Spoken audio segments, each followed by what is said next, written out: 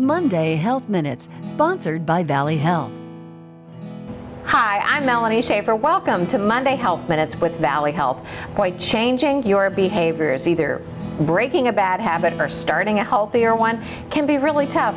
But you know what? Therapy can help you accomplish some of those big lifestyle changes. And today we're talking about that with psychologist Kimberly Wilson. Thanks so much for being here. Thank you for inviting me. Yeah, so many people, I mean, who doesn't have a habit they want to change? All do. Yeah, we really do. So how can therapy help someone change their behaviors that can be so ingrained? So therapy can definitely be a useful tool for someone trying to make a behavioral change.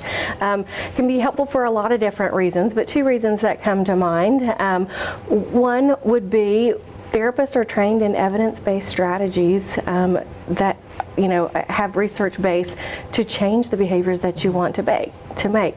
So you might have a friend who stopped smoking cold turkey, and so they suggest to you, hey, it worked for me, you ought to do it that way too. But therapists know that quitting cold turkey is a very ineffective technique for most. It doesn't work for very many people. So they know evidence-based strategies, behavioral counseling, medication, some combination of the two is the most effective approach for smoking cessation, for example. So the use of evidence-based strategies would be the main reason therapy could be useful.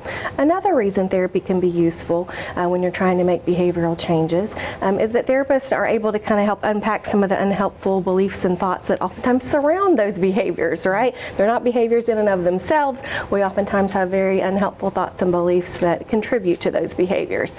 So say, for example, you have a goal of improving your sleep hygiene, but you're struggling to set a regular bedtime, for example. Well, the therapist might be able to help you uncover a belief, maybe something like, you should never put off until tomorrow what can be done today. That unhelpful belief might be contributing to your inability to relax prior to bedtime. So challenging that belief, establishing a more positive, healthy belief surrounding that aspect can help you make the behavioral change and to set a regular bedtime. That's interesting. And I know a lot of people, you hear all kinds of conversations about emotional eating or stress eating.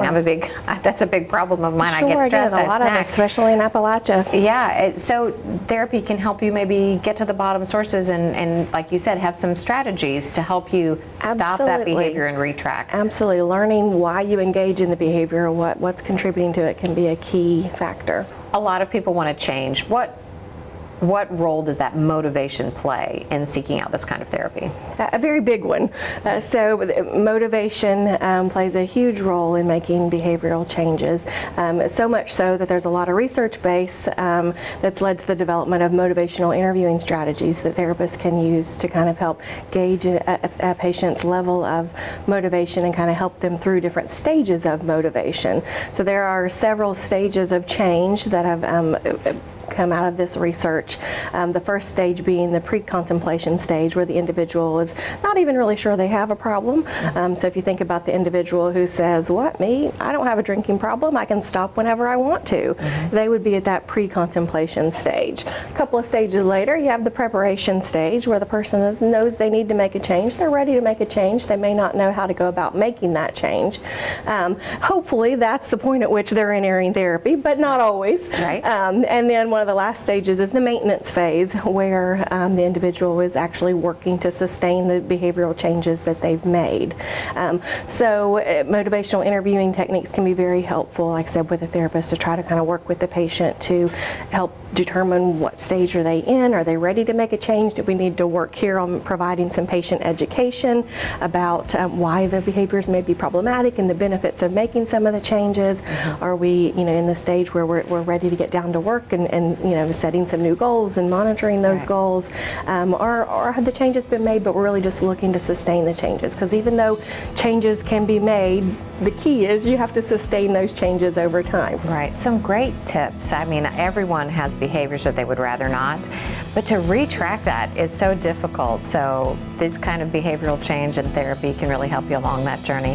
Thank you so much, Kimberly. It was really nice chatting with you. You as well. Thank you. Thanks for checking in on Monday Health Minutes.